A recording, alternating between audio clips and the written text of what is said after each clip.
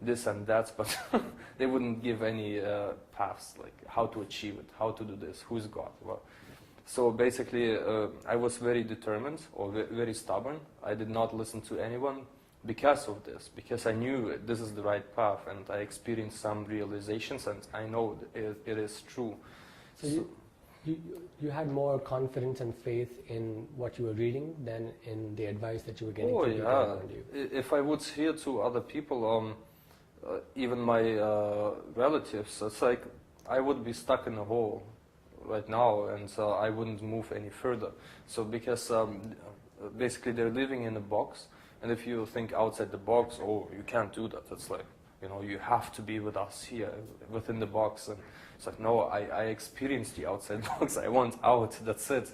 And this stubbornness, this determination was actually the key factor in the progress of spiritual life and coming here, actually.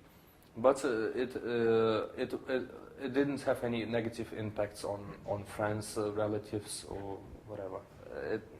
So when I left peacefully. So everyone was happy pretty much. Even my ex-girlfriend, so she was okay. Oh, so this is even though you rejected their advice and you kept a certain distance from all these people around you, yeah. They didn't seem to mind at all? Oh no, they were actually, they were asking questions. They were, at the beginning they were rejecting everything, right? But this is the ignorance of people in general. First you reject and then you ask, or, you know, first you refuse and then you ask. But in this situation, at the beginning, yes, they did completely reject me, and my parents even kicked me out because of that, because I was planning, even before meeting Babaji or the esoteric teaching community, I was planning to go to India, you know, become a sannyasi, chanting Hare Krishna by the Ganges, and that's it. I didn't want to have anything, any social life, whatever, you know, because once you taste it again, it's like, and then my parents kicked me out, and all those bad things happened at the beginning. But then they realized, no, he is serious about it. It's not like he just talks or something came up in his head and so he just, no, it's actually he is following the path. He's not just talking about it, but he's doing it. And again, at last, and not at least, everyone became pretty much not happy, but confident in, or they had some confidence in me, what I am doing. So they realized that, no, we can't hold him back, we can't brainwash him, we can't do anything with him, because he has a free personality and he does what he thinks is right for himself. So they actually developed a certain respect for your principles. Oh yes. It's and this is even my co-workers at work. They would first they would talk about all those. What was it about ISKCON, how bad ISKCON is, corrupt ISKCON is, and so forth, and they don't know anything about Babaji or the esoteric teaching, right? But afterwards they would, because I would hold on to my decision and read the books even at work in PDF files. So I was reading and listening to Vishnu Sahasranam all the time, so I would stay focused.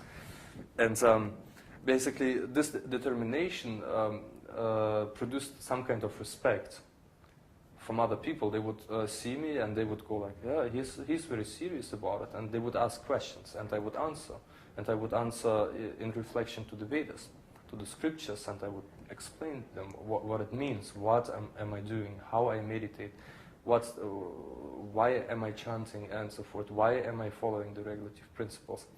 And they would, or they did have some kind of respect, but still they would not do anything like that. But they would leave me alone. So that's one thing.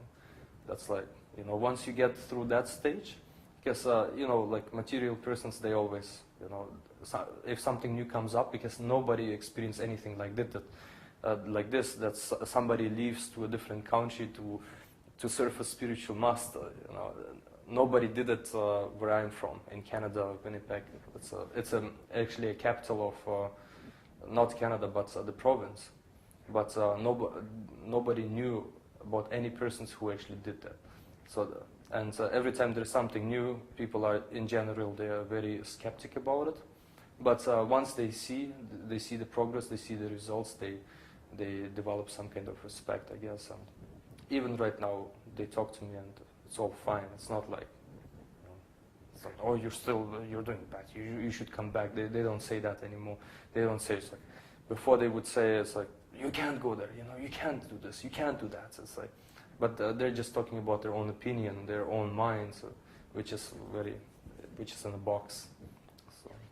So you're talking about your determination throughout this whole period that you were studying, and this stubbornness and this determination. This firm determination is what kept you going, and is what kept all these opposing forces at a distance, and gave you space to grow. What is it that you derived your strength from, or is there anything in particular, like books or association or just your own inner strength? And on the other hand, what were weaknesses that you had to be very careful about? So two things. One is what were your sources of strength, and the other is what were the weaknesses that you had to be away from? Well, the strength were first of all the books, because this was the first step actually. The books, reading the books and getting some insight of what's going on, or how everything is working, the whole society. And Srila Prabhupada makes it very clear what the society is about, the Western society is about, and what the Vedic society is about. And then you can see all the points and weight them, and you can actually see that the Vedic society, if there would be a Vedic society, or the Vedic methods of attaining spirituality, they outweigh the Western path, which is like, just believe and you will attain. So this was the first thing which would keep me going, or what I would experience actually. And basically other things are like chanting. When you chant and you feel, well, sometimes you feel very nice. It's like, and such an experience is like, wow, it keeps you going and going, because once you experience the taste, it drives you, you want more of it. And as Babaji mentions, it's very natural for a person, because we're jiva souls. That's what we're supposed to do actually. But that's what we're supposed to experience. But due to our contamination, we can't do that. But that would be a driving force for me. And other experiences with Krishna, we talked about it. So I told Babaji and everyone what the experiences were, and it's just outstanding. It's like, it's unbelievable actually. If you would talk to a material person, it's like, what are you talking about? It's like, but that would be also a driving force. Now, the weakness, and you mean weakness and how I overcame it, or just things that that you found would pull you back in your spiritual progress, that you noticed that, okay, if I did this, I suffer, or just things that you had to be careful about, pitfalls that you knew that if you got close to this, that you would fall down. There are a few actually. There's like, as Srila Prabhupada would mention, it's like spiritual life is like a razor blade. It's very sharp, so you can cut yourself very easily. That's why. Well, anyways, the biggest one would actually be my ex-girlfriend. She would be holding me back, and my family. It's like, wow, to experience so much resistance. It's like, I don't know, it's like a tank pushing you, It's like to a wall. It's like, no, you can't do it. It's like everyone. Anyways, but to overcome it again, is I would talk about spiritual life and what it means actually, and get some valid points up to them, to my family, for example, and they would accept it, but they would still reject the overall conclusion because they have to change their life. But, this would be one weakness, because my family, for example, they would try to control me. So, and when they try to control me, anger would come up, for example. And if I get angry, that was my biggest weakness, actually, anger.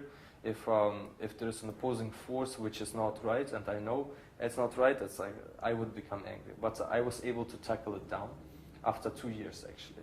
That's how long it took me. So that's why the spiritual path was actually, it was just a preparation to come here, actually. That's all Krishna's mercy. But when I told you about the Frenchman at work, the French guy, he was so provocative. and he would make me so angry that I would just lose my intelligence. I wouldn't be able to speak, and as I said, it took me like 2 years to realize it and to get rid of it. And yeah, that was one of the weakness. Another weakness would be self-esteem.